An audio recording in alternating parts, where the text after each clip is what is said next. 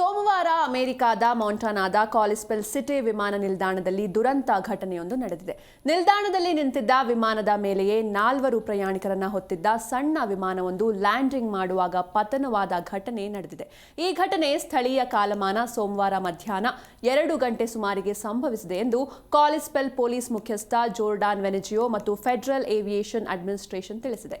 ಸೊಕಾಟಾ TBM 700 turbo proof ವಿಮಾನವು ನೆಲದ ಮೇಲಿದ್ದ ಖಾಲಿ ವಿಮಾನಕ್ಕೆ ಅಪ್ಪಳಿಸಿದೆ ಎಂದು FAA ತಿಳಿಸಿದೆ. ಅಪಘಾತದ ಪರಿಣಾಮವಾಗಿ ಭಾರೀ ಪ್ರಮಾಣದ ಬೆಂಕಿ ಕಾಣಿಸಿಕೊಂಡಿದೆ. ಅದು ಹತ್ತಿರದಲ್ಲಿದ್ದ ಹುಲ್ಲಿಗೆ ಹರಡಿದ್ದು ಬಳಿಕ ಬೆಂಕಿಯನ್ನ ನಂದಿಸಲಾಗಿದೆ ಎಂದು ಕಾಲಿಸ್ಪೆಲ್ ಅಗ್ನಿಶಾಮಕ ದಳದ ಮುಖ್ಯಸ್ಥ ಜೆ ಹ್ಯಾಗನ್ ಹೇಳಿದ್ದಾರೆ. ಅಪಘಾತದ ವೇಳೆ ರನ್ವೇಯಲ್ಲಿದ್ದ ಹಲವಾರು ಇತರ ವಿಮಾನಗಳು ಸಹ ಡಿಕ್ಕಿ ಹೊಡೆದಿದೆ. ಅದೃಷ್ಟವಶಾತ್ ಯಾವುದೇ ಸಾವು ನೋವುಗಳು ವರದಿಯಾಗಿಲ್ಲ. ಸದ್ಯ ವಿಮಾನ ನಿಂತ ನಂತರ ಪ್ರಯಾಣಿಕರು ದುರಂತಕ್ಕೂ ಮೊದಲೇ ತಾವಾಗಿಯೇ ಹೊರಬಂದು ತಮ್ಮ ಪ್ರಾಣ ರಕ್ಷಣೆ ಮಾಡಿಕೊಂಡಿದ್ದಾರೆ. ಘಟನೆಯಲ್ಲಿ ಇಬ್ಬರಿಗೆ ಮಾತ್ರ ಅಲ್ಪ ಪ್ರಮಾಣದ ಗಾಯಗಳಾಗಿವೆ. ಅವರಿಗೆ ಮೊಂಟಾನಾ ವಿಮಾನ ನಿಲ್ದಾಣದಲ್ಲಿಯೇ ಚಿಕಿತ್ಸೆ ನೀಡಲಾಗಿದೆ.